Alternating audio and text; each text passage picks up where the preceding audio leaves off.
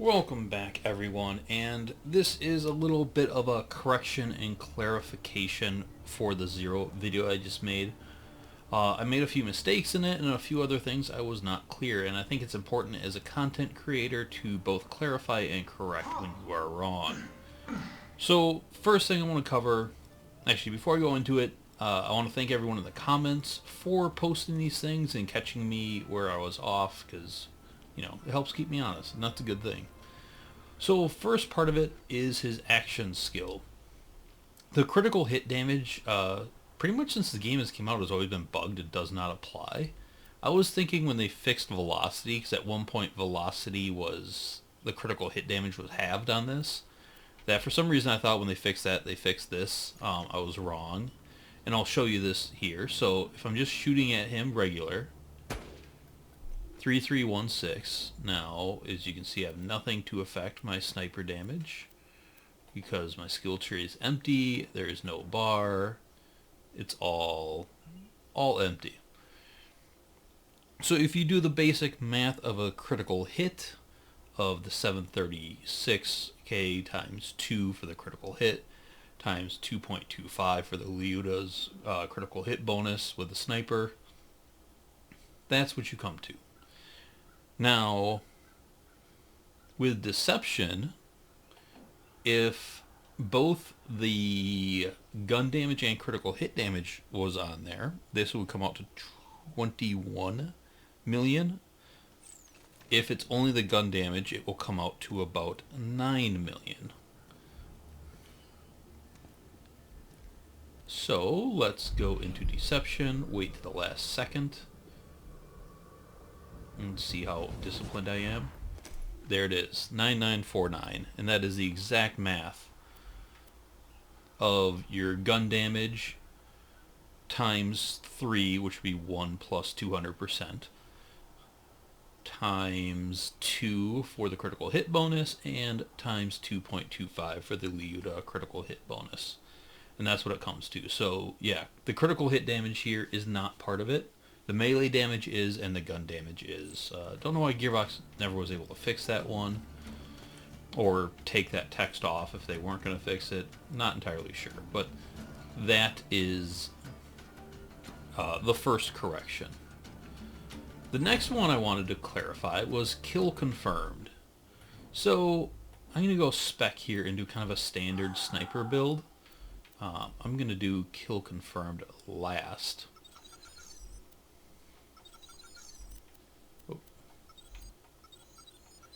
Make sure I don't go too fast there.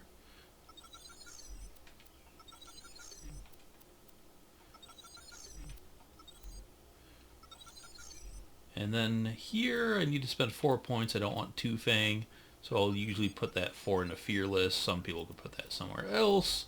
So now on the sniper tree I've got just enough to go to the bottom. So it's definitely headshot, definitely killer, definitely one shot, one kill. I've got this now. Here to the point where I can go get kill confirmed, or I can get some of these other ones. So I'm not saying don't spec into this, but it was one of those ones where you don't want to build around it. Because I definitely want these two, so I've got to spend the points. Do I need optics? Probably not. Do I need precision if I'm using the Liuda? Definitely not. Do I want velocity with the Liuda? No. If I was doing a different sniper build where I wasn't using the Pimpernel or Liuda, I would put the 4 points into here. But because I am going to be putting on the sniper comm here, it does have precision, it does have kill confirmed, does not have optics. So what I'm going to do, I'm not going to put any into velocity because I don't want that, but I'll put 1 here, 3 there, max that out, and there it is. So now, let's see if I put on my comm, legendary sniper.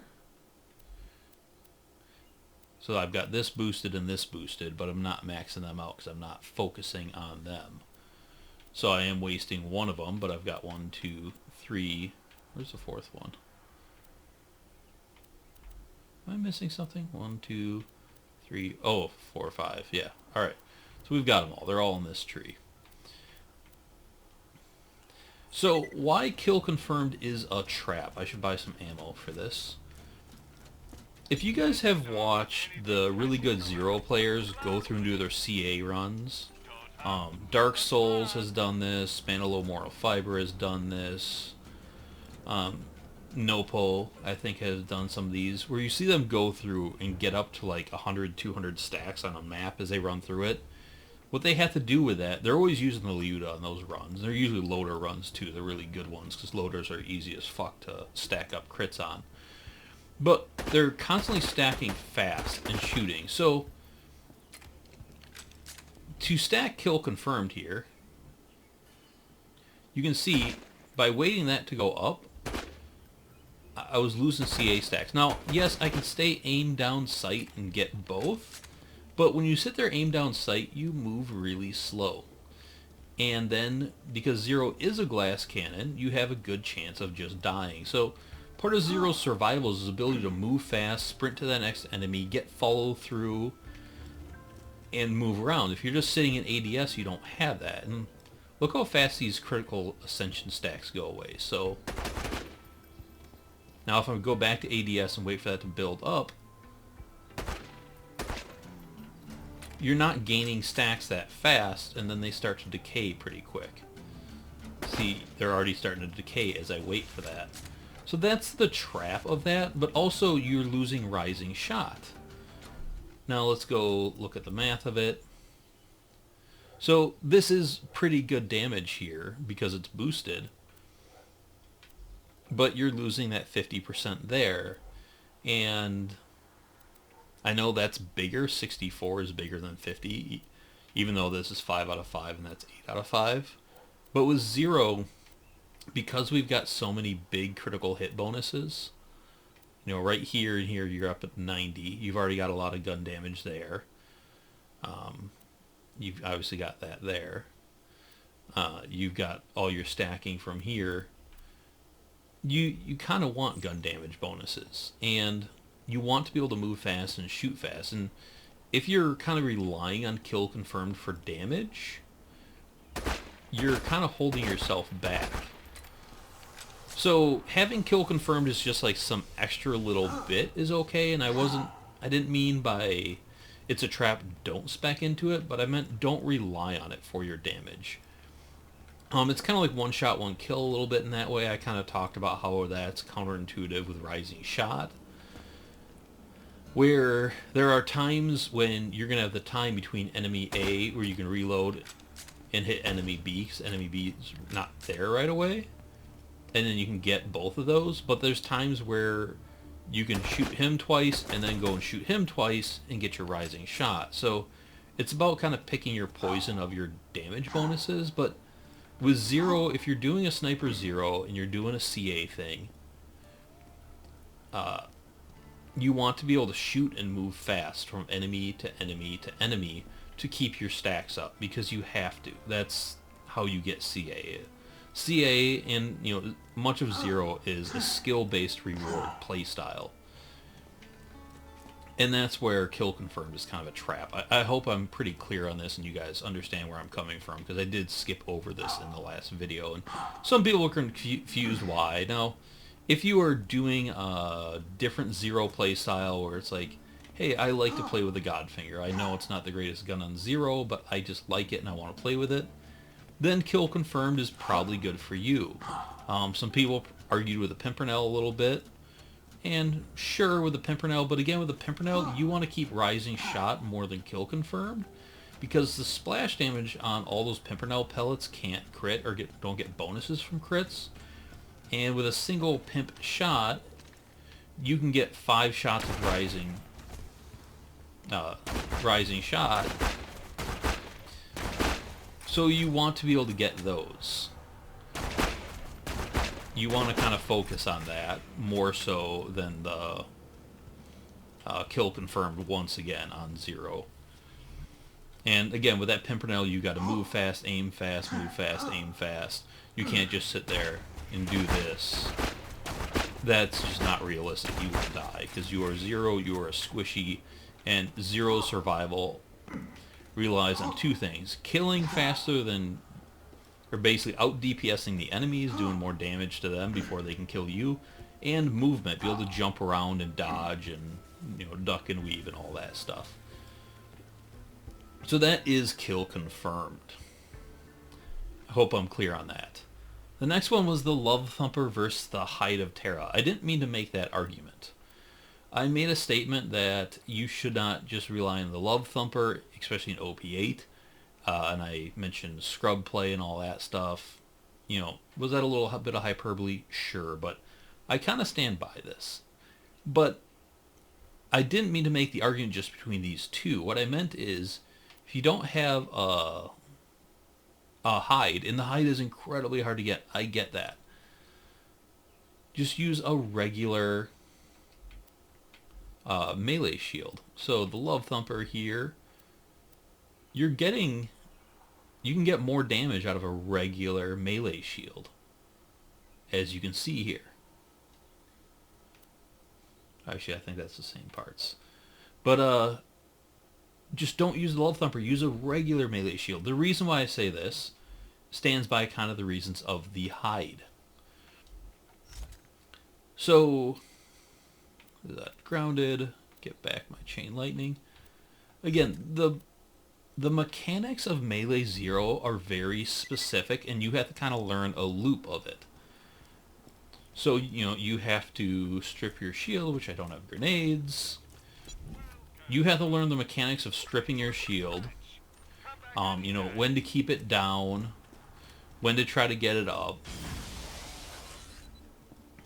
Of course, have the grog on when you do it, which I don't have a grog equipped. Or a ruby. So there's Melee Zero is a very kind of, I guess, complex beast, and you want to be able to learn that. So the hide, why I said it was scrub play, is a lot of people use the hide out of laziness. They don't want to have to strip their shield. They find that annoying. They want to be able to just run around and always have their roid up. And that's good and all, because yeah, you do more damage with your roid, obviously, than your roid down. But, again, Zero is incredibly squishy. And a lot of people who have tried that complain that he's too hard. Now, if you're a really good player, if you're one of those people that can run around and do time trials, and you're kind of one of the elite, quote-unquote, pro Borderlands players, I know there's really no such thing, but you guys kind of get my gist. If you're a really good player, you can probably get away with it. But the average player cannot get away with that. So I don't like spreading that information. I'm not doing these videos for the elite player. The elite player knows this shit. Now, if you're an elite player and you still enjoy watching my stuff, thank you so much for the support. But, you know, these videos are more for the average Borderlands player. And for the average Borderlands player, relying on that Love Thumper and not learning those mechanics of stripping your shield is dangerous. Because you're going to start to get in those higher levels, and all of a sudden dots start to do a lot more damage and enemies hit harder, and you will have a bad time trying to stay alive as Melee Zero. I've seen it.